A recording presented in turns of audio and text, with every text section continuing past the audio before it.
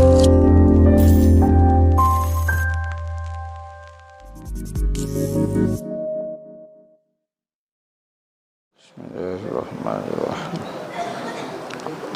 Alhamdulillahi rabbil alamin wassalatu wassalamu ala asyrafil anbiya'i wal mursalin sayyidina Muhammadin wa ala alihi wa sahbihi ajma'in.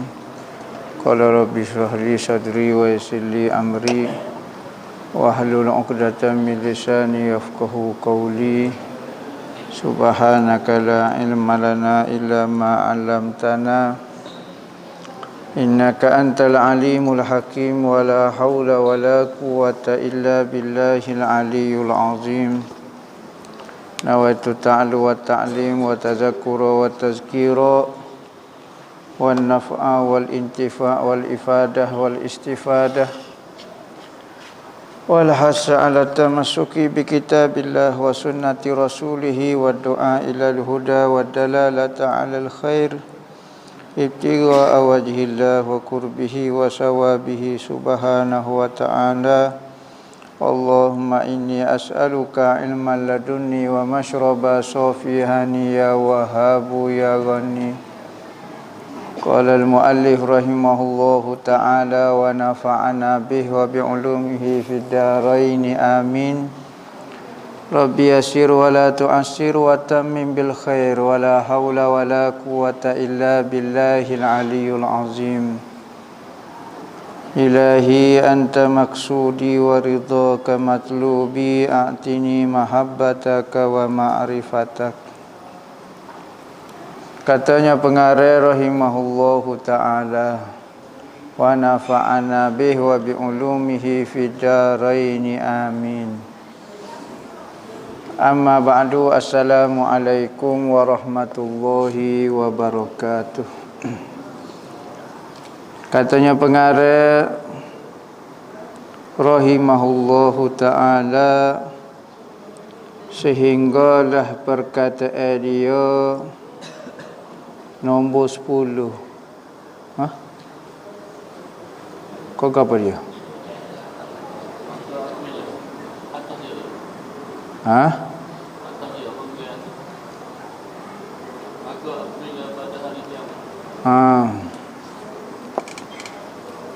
Maka apabila pada hari kiamat Allah Subhanahu wa ta'ala menghukumkan, yakni memutuskan segala kebajikan si lelaki yang berzina itu dan diberikan kepada suami perempuan.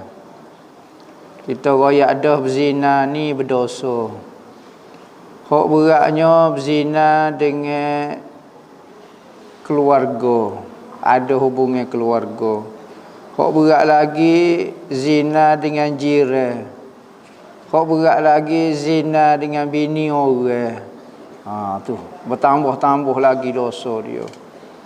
Maka kalau seorang itu berzina dengan isteri orang, maka segala kebaikan lelaki itu diberi kepada suami itu, suami kepada wanita itu.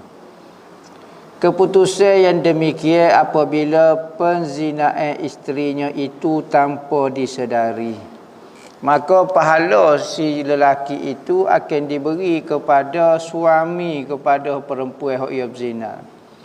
Tetapi jika ia mengetahui dan ia diam, suami itu tahu bini dia ni tidak jujur, bini dia ni jadi GRU, bini dia ni jadi buaya, bini dia ni jadi pelacur. Tetapi jika ia mengetahui dan ia diam, tidak lari, tidak gapo, nescaya Allah Subhanahu wa ta'ala mengharapkan ke atasnya masuk syurga, ke atas suami yang rela isterinya berlaku khianat, buat benda maksiat. Isteri dia berzina, isteri dia tayar aurat di hadapan orang lelaki lain, isteri dia main kayu tiga tanpa dia tahu, maka hukum dia haramlah syurga bagi dia kerana dia masuk di dalam kategori lelaki dayus. Ke atasnya masuk syurga kerana Allah Ta'ala telah menyuratkan di atas pintu syurga, ditulis di dalam pintu syurga, anti haramun ala dayus. Maksudnya engkau wahai syurga haram, yakni tidak akan dimasuki oleh lelaki yang dayus. Dayus ni banyak riwayat, ada kata gini, ada kata gini, ada kata gini. Termasuk dayus tu dah. 10. Dan pada satu riwayat 3 puak yang tidak akan masuk ke dalam syurga. 3 golongan manusia yang tidak akan masuk ke dalam syurga. Pertama, orang yang menyakiti ibu dan bapa. Orang yang derhaka kepada kedua ibu bapa. Orang yang menyakiti hati ibu dan bapa. Tapi kalau orang itu jaga dah, tetapi ibu bapa dia masih terasa hati dengan dia, tak apa nak kata guana dah. Ataupun seorang itu buat benda yang betul, tetapi hati ibu bapa dia tidak puas hati dengan dia. Terasa hati dengan pilihan seseorang itu.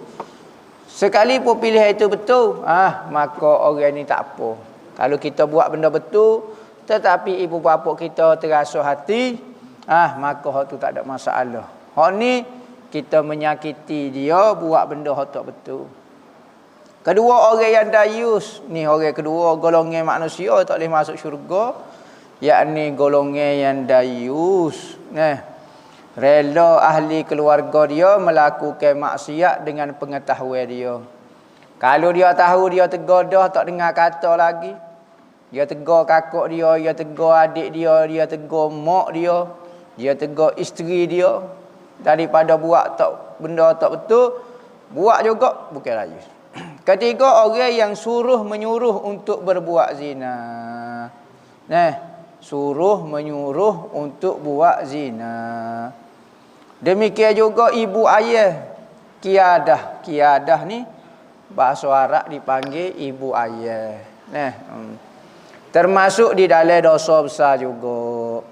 Gapo dia ibu ayah ni? Ibu ayah ialah orang yang mempertemukan lelaki dan perempuan ke sebuah rumah yang lain. Dia tak berzina, tapi dia yang menghubungkan jadi GRO, pelayan pelanggan. Dia jadi mempertemukan lelaki. Dia mau nak pelacur, saya boleh cari. Dia guna servis. Bagaimana nak servis pelacur kau apa dia? Waktu juga hukum dia sama juga. Itu dipanggil kiadah ibu ayah. Bukan ibu ayah hak sengoti tu. Ibu ayah tu tak berdosa. Adapun yang telah sabit daripada beberapa riwayat di mana banyak kumpulan manusia yang diharamkan oleh Allah Ta'ala daripada keampunan bagi sekalian lelaki yang dosa mereka 18 jenis. Ada riwayat kata dosa yang tidak diampunkan ada 18 jenis. Ada kata dosa besar, ada kata macam-macam lah. Dosa yang tidak dimaafkan di malam nisfu Sya'ban. Pada malam yang diampunkan beberapa banyak dosa daripada segala makhluk. Ada, iaitu malam nisfu Sya'ban yang banyak kebajikan dan rahmat di dalamnya, melainkan sekalian orang yang akan disebut nanti.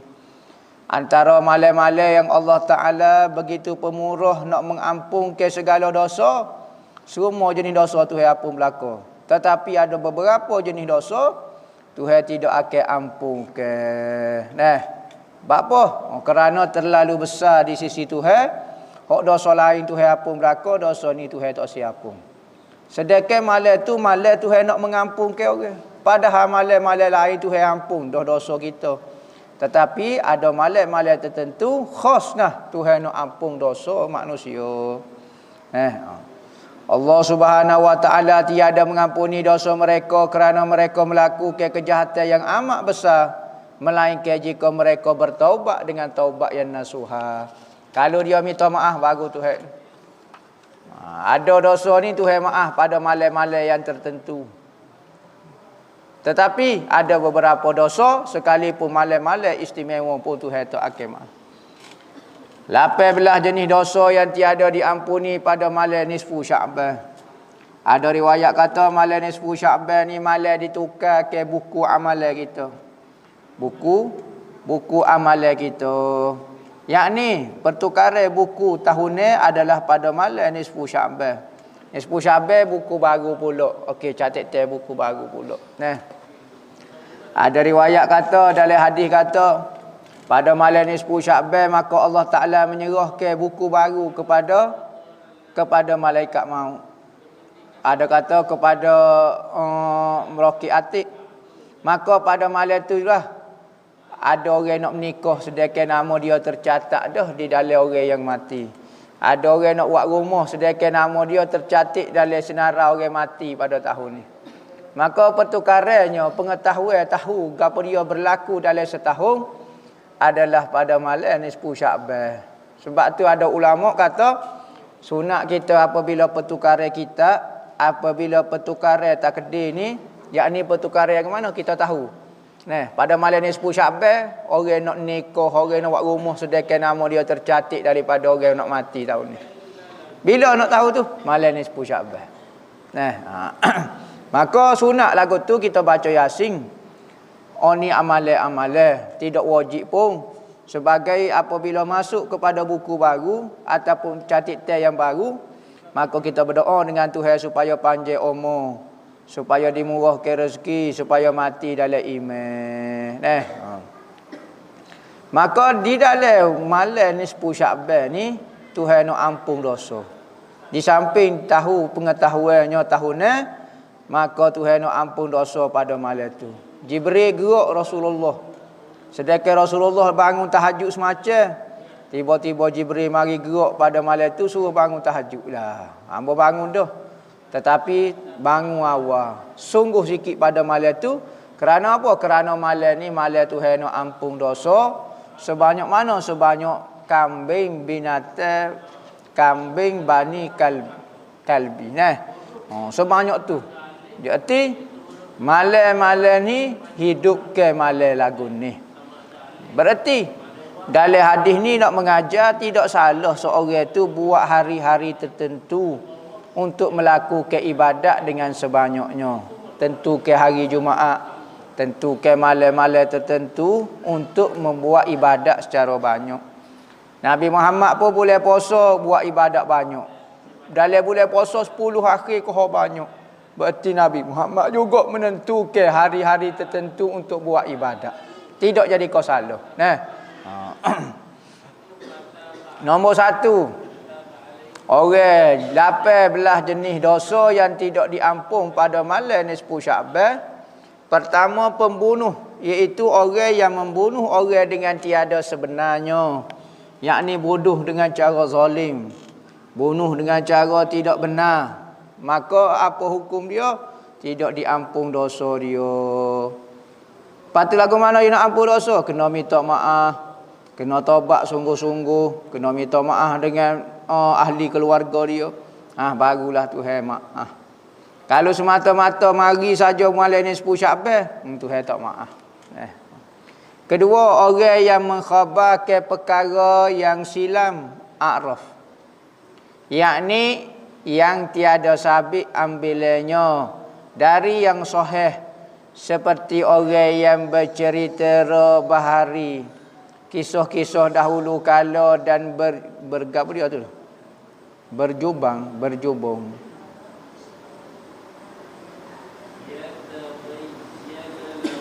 Dan setengah ulama mengatakan a'raf itu orang yang mengatakan aku mengetahui si pencuri itu dan tempat barang yang hilang.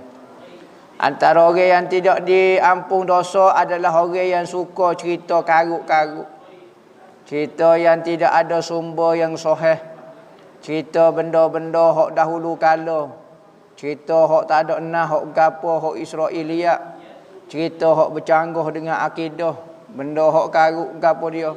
Ada kata maksud a'raf ini iaitu orang tok nujum, mengetahui benda gaib.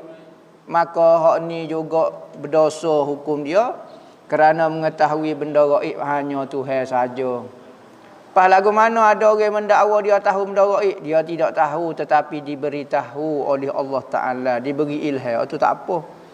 Maksud ni hak guna jin, hak guna perantara yang salah. Nah, lagu tu maksud dia. Ataupun kita pergi jumpa Tok Bomo kata ni pencuri nama sekian bin sekian. Hak ni hukum dia mencuri sekian bin sekian. Tak boleh. Hukum dia. Nah. Ketiga, pembuat gambar musawwir, iaitu orang yang mengerjakan sesuatu rupa daripada binatang, dan jika tiada bandingnya sekalipun seperti kuda yang bersayap. Orang buat lukisan benda-benda yang bernyawa, lukisan manusia, lukisan. Ada riwayat kata musawwir ini pembuat patung. Buat patung rimau, patung gajah, patung bewok, patung gapo, patung hatu, patung dewa, patung gapo, hukum dia haram berdosa. Malah ni sepuh Syakban pun tidak diampun. Ada kata musawwir ni pelukis, lukis. Ada kata pelukis tak?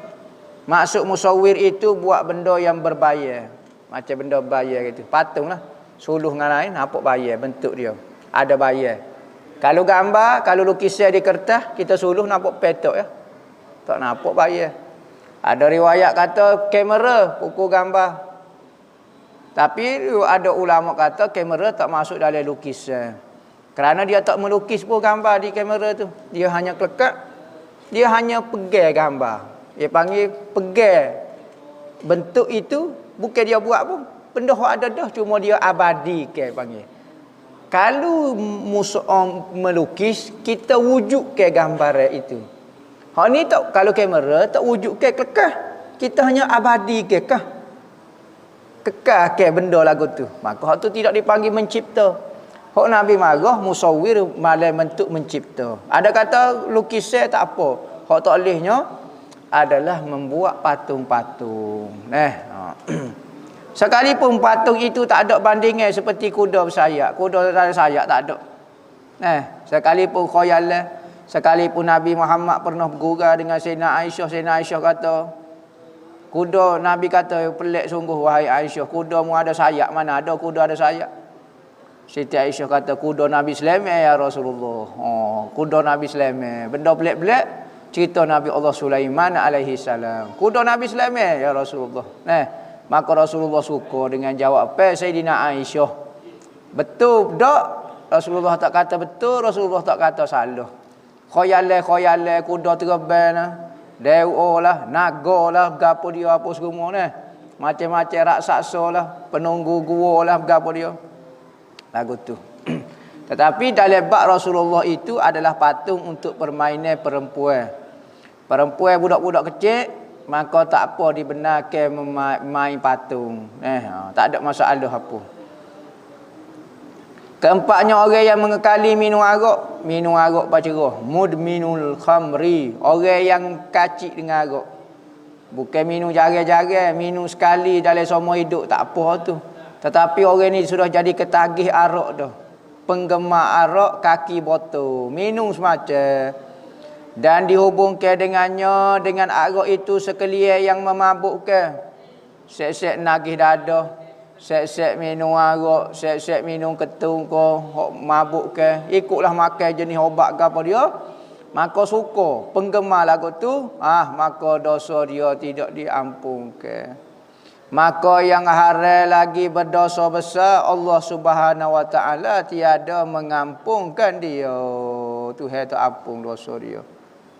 Yang kelima, orang yang mengekali perzinaan, mudimul zina, maka ia juga dosa besar yang tiada diampunkan. Berzina sekali boleh kira lagi, ni jadi gemar. Selalu pergi tempat pelacur gapo dia berzina, jadi kaki. Maka hak ni Tuhan tidak ampun dosa. Kecuali pada hari itu, malam itu dia nak berhenti, dia nak taubat dengan Allah Taala. Keenamnya orang yang menderhakai kedua ibu bapanya, akul walidaini, atau salah seorang daripada keduanya derhaka kepada ibu saja. Derhaka kepada ayah saja.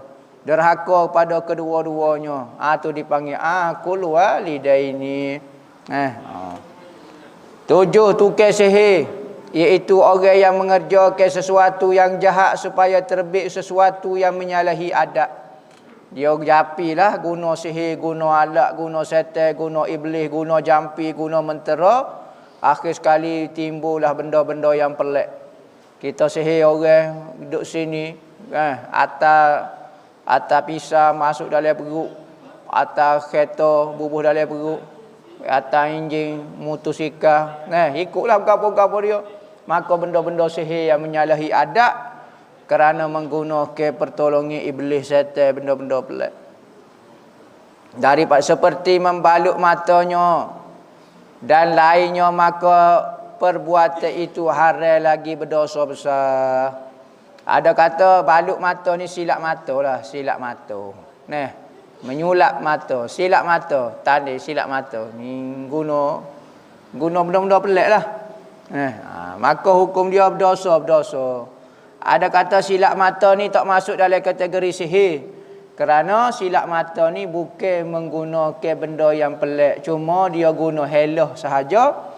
Kalau orang tahu benda tu tidak pelik sangat. Jadi silap mata ada kata masuk dalam kategori ahli sihir. Ada kata tak, silap mata ni hanya guna teknik sahaja. Benda tidak ada campur jin, hatu raya gapo. Lapan ahli nujum, iaitu orang yang mengkhabarkan perkara yang berlaku pada masa akan datang, yang keadaannya gaib kerana berpegang mempercayai kepada alamat tanda sesuatu yang berlaku itu memberi bekas seperti katanya, apabila bintang anu itu naik maka hasilnya begiah-begiah. Maka apabila jatuh bintang anu itu maka hasilnya begiah-begiah. Maka yang demikian menjadi haram dan terkadang menjadi kufur. Mempercayai ada makhluk boleh memberi kesan selain daripada Allah. Bintang itu mempengaruhi. Bintang ni gini. Kuasa dia tersendiri. Sehingga takut kepada bintang itu, sehingga memuja bintang itu, sehingga menyembah bintang itu, sehingga mempercayai bintang itu memberi kesan. Hak ni jadi kafir. Tetapi kalau standardnya, apabila musim hujan, maka kalau nanai terbakar, mapuhlah terbakar. Apa? Sebab hujan banyaknya serak di air, maka mapuh. Kalau musim panas, biasanya timun jadi manis. Biasa sebab tak ada air. Tu tak apa lagu tu. Sunnatullah saja kita kecek. Bintang ni, tabiat dia panas. Bintang dia, tabiat ni sejuk. Maka biasa apabila naik bintang ni, menyebabkan banyak orang demam. Penyakit kau apa dia. Hak tu sekadar sunnatullah sahaja, tidak ada masalah apa. Manakala mempercayai bintang sehingga memujai dia, puja dia, takut kepada bintang ni, gapo-gapo dia ada kuasa ke gapo, maka hak ni jadi kau syiriknya. Dan kata setengah ulama kahinun, iaitu ahli nujum yang mendakwa bahawa kawannya daripada golongan jin, mengkhabarkan kepadanya segala masa yang akan datang dan zaman yang akan datang, benda yang akan berlaku. Maka apa hukum? Jin tu mari royak, tak boleh percaya. Kalau orang itu percaya, hukum dia berdosa. Kerana percaya benda yang tidak pasti, karuk dusta. Tapi misalnya anak royak kata, lepas ni anak nak pergi beli KFC. Jangan percaya sebab bagi akan datang.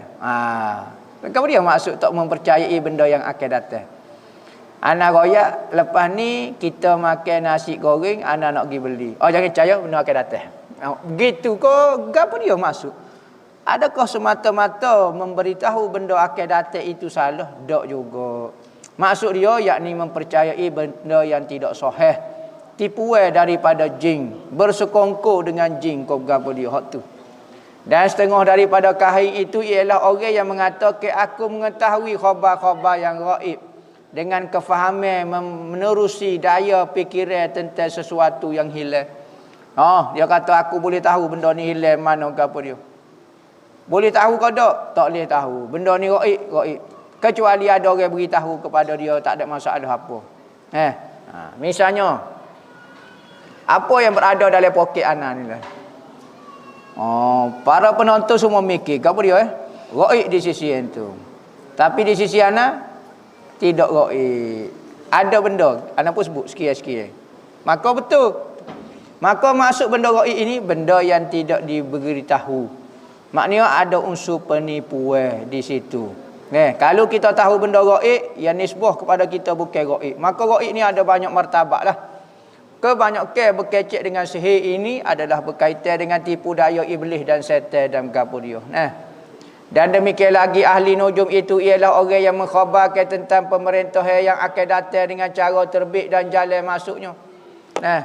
Misalnya pada tahun ni orang ni akan benar, orang ni akan memerintah, orang ni kerajaan ni akan jatuh, kerajaan ni akan kalah, kerajaan.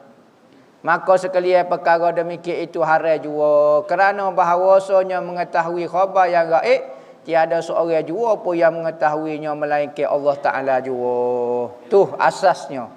Asasnya benda gaib tidak diketahui. Gaib sini betul-betul gaib. Bukan masuk gaib syahadah ke, gaib mutlak ke, ya ada peringkat-peringkat gaib pula. Sekalian ulama mengatakan haram berpegang kepada segala pekerjaan itu dan haram pergi ke rumahnya dan membenarkan kata-kata mereka. Sebab kata-kata itu tipu. Kadang-kadang kata itu dusta, kadang-kadang menyebabkan fitnah, kadang-kadang menyebabkan perbalahan. Maka haram perbuatan lagu tu kerana seolah-olah kita mempercayai sesuatu ada kuasa yang sangat istimewa. Hingga mengetahui benda yang gaib seperti Tuhan mengetahui benda gaib. Manakala kita pergi saja-saja ke, puas duk saja kau apa tak percaya kau apa dia tak ada masalah apa katanya ulama. Dan haram memberi upah kepada mereka. Apabila benda tu kecek nipu nak beri upah lagu mana? Pekerjaan menipu lagu ni. Maka sesiapa yang terjatuh di dalam pekerjaan tersebut itu wajiblah bertaubat dengan segera. Maka kalau duduk suka, duduk menujung, suka guna ahli sihir, pergi jumpa orang ni khianat sihir, orang ni sihir, orang ni, maka pada malam ni 10 Syakban orang ni tidak diampunkan dosa. Dia kena minta maaf.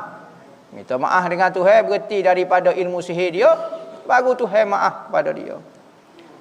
Pendengki, kesembilan pendengki itu orang yang berdeki sesama orang Islam. Berdeki. Oh, dia ramai orang tengok deki ambo. Dia ramai follower, deki. Dia ramai orang suka berdeki. Dia pandai berdeki. Dia gini orang suka berdeki. Ambo tak ada orang suka berdeki saja semata-mata. Makna dengki itu ialah bercita-cita supaya nikmat yang ada pada orang lain itu hilang. Aku harap mudah-mudahan dia tak ada orang pengikut. Mudah-mudahan program dia tak jadi. Mudah-mudahan gini. Supaya nikmat dan kesenangan orang lain tak berlaku. Biar dia saja boleh. Dan pula supaya didatangi bala dan kemudaratan ke atasnya. Orang ngaji bijak-bijak, saya harap dia tu accident pecah kepala jadi gila. Orang tu bahagia, saya harap dia bercerai dengan laki bini dia. Kalau boleh anak-anak dia mati accident, lagu tu. Kalau rumah dia kaya, mudah-mudahan terbakar.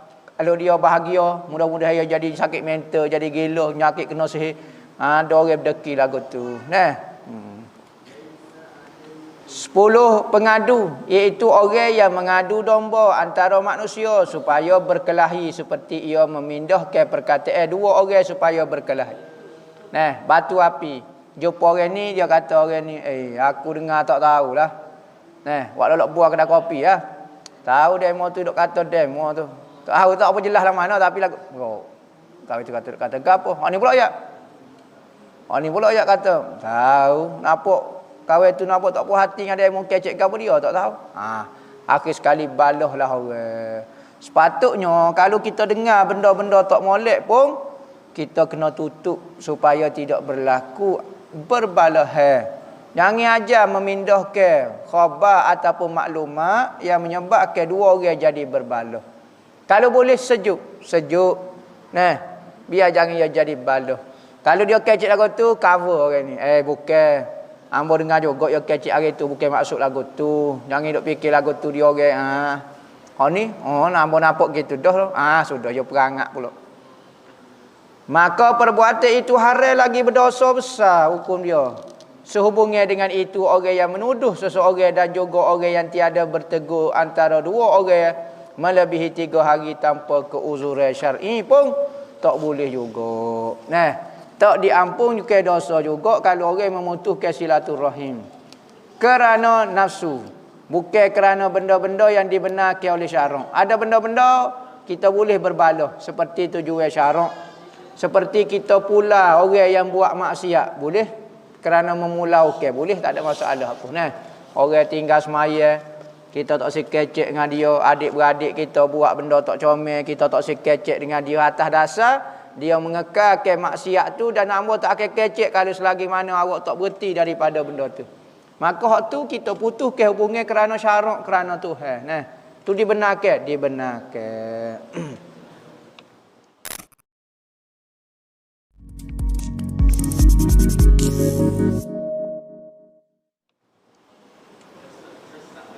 Ustaz, saya selalu ulai baca ayat Al-Fatihah banyak kali sebab ada tempat saya tak dapat nak sebut mengikut sebutan yang betul dalam ayat. Boleh ke Ustaz? Boleh, tak ada masalah apa. Mengulangi ayat Al-Quran, baca Fatihah ke untuk menyebut dengan cara yang betul. Kita ulai tu, nampak? Tak apa, tak ada masalah apa. Memanglah kalau salah mesti kena ulai supaya dibaca dengan cara yang betul. Ustaz, saya masa sekolah rendah saya pernah ambil barang kat koperasi tanpa bayar. Sekarang saya nak bayar tapi malu sangat dengan tuan dia. Jadi bolehkah setiap kali saya bagi sedekah dan selawat saya niat atas orang-orang yang pernah saya buka aib dan ambil barang tanpa izin? Gini, dia patut kena selesai, kena kecek dengan dia, bui pitih ke dia, bayar direct. Tapi kalau benda itu menyebabkan, kalau kita kecek menyebabkan aib yang besar kepada kita ke, ataupun menyebabkan dia teringat semula masalah tu dia jadi balah ke apa, maka kita pun selesai secara senyap-senyap. Lagu mana? Selesai secara senyap, kita buat kebaikan, niat kepada dia. Kita curi piti 10 riyal, kita pergi masjid lah 10 riyal, takut. Kerana kalau saya kecek, dia nak marah pada saya, menyebabkan macam banyak benda yang ada nampak mudarat lebih besar lagi. Kita selesai cara lagu tu. Ustaz, apa hukum makmum kena tunggu imam habis ke baca Al-Fatihah baru makmum baca Fatihah? Kalau masa imam ada habis ke surah pilihan, kita tak sempat habis ke Fatihah sebab tunggu imam habis ke Fatihah, kita dikira muafiq ke masbuk, hukum dia muafiq. Orang yang baca Fatihah tak baca lagi ketika Fatihah, tak imam baca Fatihah tak baca lagi. Tak imam baca surah, kita pun nak baca Fatihah. Tiba-tiba tu imamnya baca surah pendek pula, kita tak ada habis baca surah Fatihah, muafiq ke masbuk? Muafiq hukum dia. Boleh kodok remaja menjadi wali, dan apakah maksud sampai kepada Allah? Remaja boleh jadi wali, budak kecil pun boleh jadi wali, kekasih Tuhan. Apakah maksud sampai kepada Allah? Maksud sampai itu pengetahuan dia. Sampai pengetahuan seorang hamba mengenai Tuhan. Sampai kepada hakikat. Sampai kepada fahaman yang sebenar. Itu maksud sampai. Bukan maksud sampai ni sampai jasad kau sampai ke apa. Selagi mana kita tidak membelajar benda yang sebenar, tidak memahami hakikat diri yang sebenar, maka kita belum sampai kepada matlamat yang sebenar. Itu maksud sampai kepada Tuhan. Bukan perjalanan Tuhan terbaik kodok, tak ada. Boleh kodok amu nak tanya wanita uzuhik nak ajar seorang baca Iqra'. Boleh, Iqra' ni bukan ayat Quran lagi.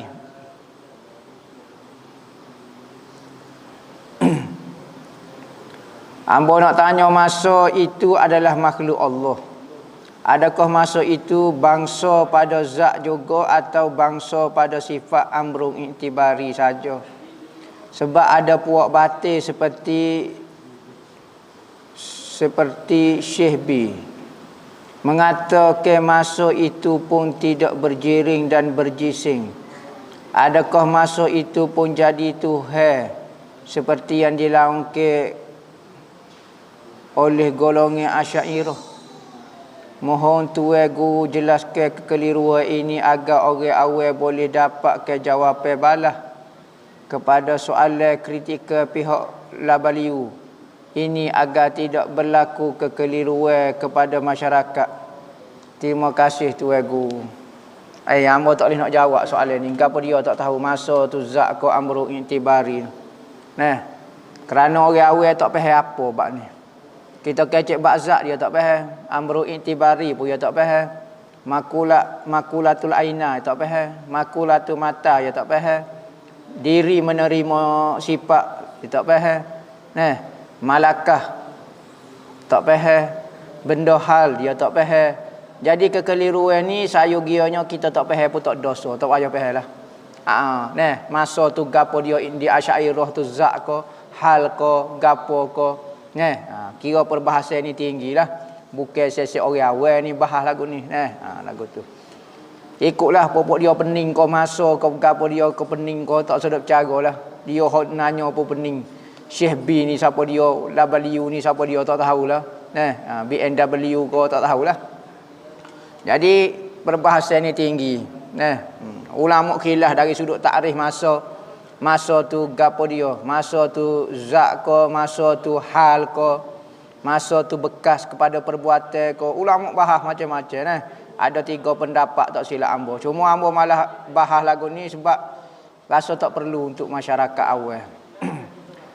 Saya nak tanya contoh orang mati hari Jumaat tapi jenazah dikubumi ke pada pagi Sabtu dikira mati pada malam Jumaat juga ke? Ya, mati pada hari Jumaat maka dikira mati hari Jumaat. Lepas tu tani hari Sabtu ikut dia tani hari Sabtu. Tani hari Rabu kau penting mati. Bukan ditani pada hari Jumaat. Bagaimana kita ingin mengenali ulama su'? Ulama su' yakni ulama rupa seperti orang ada ilmu, orang beragama. Tetapi kita belajar dengan dia, dia mengajar kita supaya benci akhirat, suka kepada dunia. Suka kepada hiburan, suka kepada maksiat, suka nipu, suka kecek uduh. Ulama ni ulama su'. Tetapi kalau ulama mengajar kita jadi baik, jadi jujur, berakhlak dengan akhlak yang baik, mengaji ilmu fardu ain, suruh mengenal Allah, menambah sayang kepada Nabi Muhammad, tu ulama yang baik. Ulama su' ni orang boleh tahu, orang boleh kenal ulama su' ni. Kalau dia mengajak kepada kejahatan, kau apa dia tu ulama su' lah. Tidak menambah kita gemar kepada akhirat. Tu ulama su'. Sekalipun dia pakai jubah, pakai serban ko, siapa dia, kau dia tok guru ko, nama Maulana ko, Syekh ko, mufti ko, qadi ko, PhD ko, pensyarah dekan bahagian agama ko. Semua itu kalau tidak mengajak kita kepada Allah, tak mengajak kepada akhirat, maka ulama tu jadi ulama su'. Bapa ulama ni jadi jahat kerana dia telah mengkhianati tugas dia. Sepatutnya dia mengajak orang kepada kebaikan. Tiba-tiba dia mengkhianati ilmu dia. Dia mengajak manusia kepada sebaliknya. Menggunakan ilmu dia, yastaru nabihi samanan qalila. Beli dunia yang harga murah, dibayar dengan akhirat dia. Dia rela bayar agama dia, beri agama dia untuk membeli dunia yang murah. Ustaz, kalau nak buat akikah 2 ekor kambing untuk anak lelaki, betul kau kena buat sekaligus terus? Tak boleh buat seekor-seekor. Boleh buat seekor-seekor. Buat seekor dulu. Kalau buat seekor dapat pahala aslu sunnah dia panggil. Dapat dah pahala sunnah akikah. Lepas tu tambah seekor lagi dapat pahala akikah 2. Kalau nak buat serentak pun boleh, nak buat seekor-seekor pun boleh. Cuma kalau kita buat seekor dah dapat dah pahala akikah. Sekalipun tak dapat pahala akikah 2 ekor, tu tak apalah. Tapi aslu sunnah tu dapat dah. Dapat dah pahala akikah sahaja. Lagu tu. Apa hukum pergi kenduri yang tak dijemput sebab teman kawan, tapi kita bagi duit sampu gini? Ya asalnya pergi makan ni mesti dijemput. Kalau tak dijemput jangan pergi, hukum dia. Nabi kalau ada sahabat dia bawa, sahabat ni tak dijemput, maka dia akan pergi jumpa tuan rumah, dia tanya, saya mari ni saya bawa saing saya. Kalau awak izin, saya selekelah. Kalau awak tak izin, saya akan suruh dia kelik lah. Maka kena tanya izin lagu tu. Sebab apa? Sebab apabila orang panggil seseorang tu, dia ada cerita dah. Estimate dah makanan untuk berapa orang. Kalau kita panggil gak tak cukup, malulah tuan rumah mengaibkan tuan rumah. Hak ni kadang-kadang dia panggil sore kita pergi sebah. Nyanyo ke dia, aib rumah dia. Saya panggil awak sore, saya nak layan awak, tiba-tiba awak mari sebah, malulah saya aib. Tak ada nak beli. Akhir sekali nampak aib di tuan rumah. Tak layan tetamu. Sedangkan dia royak dah panggil sore saja. Maka benda ni mengaibkan orang. Tapi kalau orang dia tanya lagu tu cakap dia tak buih bos orang. Kalau lah uruh tu nampak diterima, maka dibolehkan. Standard yang kita ajak sore misalnya orang faham, bos orang tu boleh masuk. Okey, tak ada masalah apa. Kalau ramai cekera menyebabkan malu, menyebabkan tak ada persiapan, maka tu kena minta izin sungguh. Moleknya jangan buat lagu tu. Sekalipun boleh minta izin tapi jangan buat. Kita nak bagi sapu, kau nak bagi cok, kau apa dia tak cukup piti. Tak cukup lah misalnya. Tak apa saya nak duit. Nak duit pun saya tak cukup. Jadi malulah saya aib lah. Bukan masalah awak bayar kau gapo. Awak berat lagi, hok bahasa jenis tolong. Gi orang duk makan gula, kita pergi berhenti makan anak beranak. Bila-bila singgah daripada Kuala Lumpur, Kelik Kelantan. Kalau berhenti kedai kopi habis 100. Jadi kalau kita berhenti makan gula, wis 10 riyal. Tak apa, kita makan banyak. Ni orang jahat lagu ni. Tataful dipanggil. Perbuatan lagu ni haram. Kita suwak ko anak kita jadi haram, anak bini kita pun jadi haram, kita makan pun jadi haram. Tu rumah kata, siapa dia ni? Tak apa, belok solat saleh. Saleh wis 10 riyal ya. Kalau makan kedai 100, makan kat kenduri kahwin ni 10 riyal ya. Boleh makan siap. Kuih penuh dalam mulut. Nampak perbuatan lagu ni makan benda yang haram berdosa. Anak-anak jadi kelabu asap berlaku. Hati bini pun makan ajar benda haram lagu tu. Kadang-kadang ada orang nampak benda ni tak bersalah. Walau gurau ya. Kadang-kadang memalukan orang. Apakah yang harus saya lakukan jika bakal mertua saya itu berfaham yang Wahabi? Siapa dia secari anak buah Wahabi ni? Kau nak dakwah dia. Kalau nak dakwah dia, tak apa. Kalau tak usah dakwah, cari masalah berlaku. Kerja balah berlaku. Kita patut mertua kita kena hormat dia. Tapi dia jadi Wahabi, duk tekis macam dengan menatu dia. Dengan kita. Jadi kau masalah. Cari benda, cari hubungan dengan isteri, keluarga, tak ada masalah. Mencari Wahabi, tahu dah kok kita jenis balah dengan Wahabi. Bukan balah gapo saja, balah ilmu lah. Dia bukan balah supaya orang jahil duk gocoh lah gapo duk mengata. Balah ahli ilmu ni hanya menegur benda yang salah. Pergi jumpa dia, makan kedai kopi, makan conek peluk sekali, jamu yang mesra apa. Tak ada masalah apa. Nak pergi. Cuma orang ahli ilmu dia lagu tu. Bukan balah setaya orang biasa. Jadi, moleknya jangan duk carilah. Makruh hukum dia. Cari benda yang timbul masalah lagu ni. Ustaz, kalau tak kena Tuhan, solat sah kodok. Kalau tak sah, kena kodok solat. Gini. Ulama kata, lah ni wajib kita kena belajar kena Tuhan. Apabila kena Tuhan, baru sah lah buat ibadat. Kalau tak kena Tuhan, maka tak sah buat ibadat, kena kodok. Setengah tok guru kata, wajib kena kodok semula.